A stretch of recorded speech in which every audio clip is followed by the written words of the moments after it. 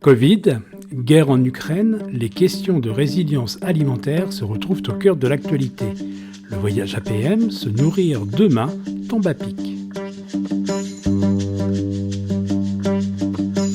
Quel challenge que d'embarquer pour ce voyage APM avec des hommes et des femmes dont les parcours, les croyances, les pratiques alimentaires, les expériences entrepreneuriales et les envies sont parfois aux antipodes les unes des autres.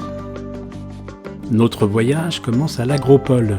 Depuis 20 ans, elle contribue à faire naître des entreprises dans le secteur agroalimentaire.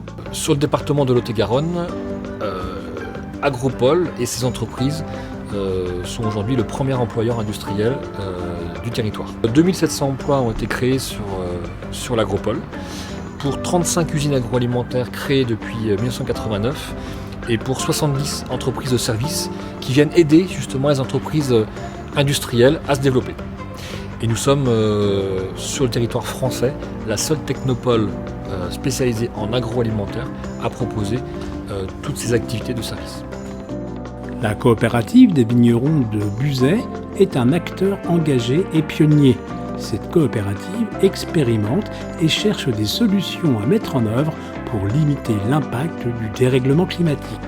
Une action majeure qu'on mène pour s'adapter au changement climatique, c'est le vignoble expérimental qu'on a, qui fait 17 hectares. Il s'agit vraiment de pérenniser une activité économique qui est gravement menacée par le changement climatique. Ce vignoble expérimental, il a été conçu aussi dans cette démarche-là, en travaillant sur de nouveaux cépages, sur l'innovation variétale et sur l'innovation culturelle, donc en travaillant sur de nouveaux itinéraires techniques. La façon dont nous nous nourrissons, le secteur agricole, l'agroalimentaire vont considérablement se transformer dans les prochaines années. Au cœur de ces mutations, les questions de résilience des territoires, d'innovation technologique, structurelle, sociétale et culturelle. Ces questions nous concernent tous au quotidien. Se nourrir devient un acte politique. Comment concilier rentabilité économique et respect de la terre et du monde vivant ? Pourquoi et comment passer du bio à l'agriculture régénératrice ? Combien de temps faut-il pour régénérer un sol devenu stérile ? Peut-on se passer complètement des intrants chimiques ? Peut-on se nourrir qualitativement et exclusivement avec des produits provenant de moins de 50 km à la ronde ? Combien de temps avant des émeutes en cas de rupture des flux de distribution alimentaire ? L'action locale multiple, connectée et émergente peut-elle faire bouger le global ? Et puisqu'en France, tout se termine à table, c'est à celle de Michel Dussault, restaurateur agenais, que les voyageurs ont été conviés. Le chef a relevé le défi de Stéphane Linou. Il a façonné un repas local chic et pas cher, et également bas carbone, en démontrant à tous que les défis qui nous attendent et auxquels nous devons déjà faire face ne sont pas insurmontables. Tous les légumes viennent de paysans locaux. Mais on est dans une démarche qui va même au-delà, puisque je travaille avec un réseau qui s'appelle Semences Paysannes. Ce sont des paysans qui ont gardé leurs semences depuis le Moyen-Âge. Ça me semblait indispensable de mettre en avant les producteurs locaux, de les citer sur la carte depuis 25-26 ans. Même si à une époque on parlait de nombrilisme, aujourd'hui c'est bien sûr les grands projecteurs sont mis sur cette façon de cuisiner. Dans ma démarche aussi, je vais aussi loin. Par exemple, le velouté que vous goûtez, c'est avec les épluchures nobles que j'appelle, bien sûr, pas celles avec la terre, on l'enlève, mais les épluchures qu'on travaille avec l'économe, ces épluchures, on s'en sert pour faire des veloutés. Ça fait 28 ans que je suis chef de cuisine et ça fait 28 ans que je travaille entre 60 et 80 producteurs partout où j'étais dans le Lot, première étape où j'ai une étoile Michelin. Dans le Tarn-et-Garonne, où là, j'avais pratiquement un producteur par produit, la salade, la tomate, c'était le défilé toute la matinée, c'était génial. Au-delà de ça, c'est aussi apprendre à nos équipes les valeurs locales et surtout d'aller chercher, extraire la richesse de nos producteurs locaux.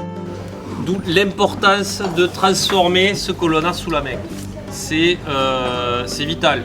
Dans les temps qui arrivent, il va falloir se débrouiller avec ce que l'on a. Étant donné qu'on aura de moins en moins d'énergie, de moins en moins de matériaux, de moins en moins d'argent, il va falloir que l'on s'adapte et que l'on se concentre à partir des ressources locales que nous avons autour.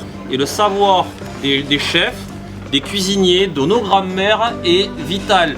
Donc il faut tout simplement, entre guillemets, se réapproprier le bon sens. Il est beaucoup plus intelligent aujourd'hui de revaloriser et de payer à juste prix le produit sans intermédiaire. Les produits, est-ce qu'ils ont été achetés au juste prix? Il m'envoie la facture. Jamais je dis à combien il est le petit pois. Ah, il est trop cher. Non, jamais. Ils ne peuvent pas vous le dire. Je ne le demande jamais.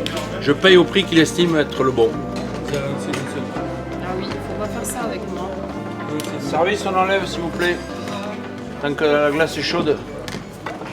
On dit toujours que c'est trop cher, mais on ne dit pas qu'il en reste beaucoup. Voilà. Ouais, ça c'est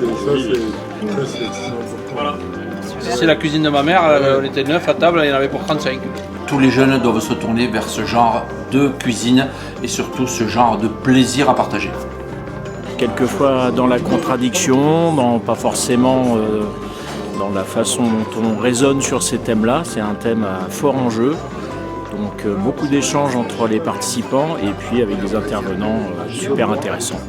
Je pense que ce qui est super dans ce qu'on a vécu, c'est la formalisation qu'a fait Stéphane Linou de ce continuum de sécurité en fait, depuis le local jusqu'au global. Je trouve ça me parle beaucoup par rapport à ce qu'on fait.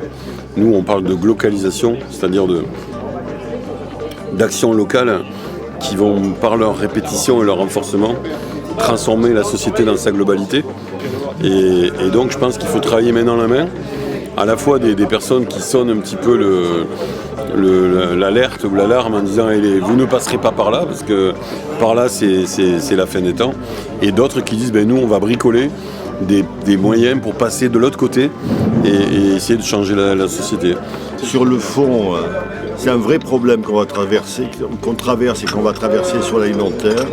Je crois à la capacité de tous, et chacun avec sa solution, à apporter sa pierre à l'édifice et faire que on va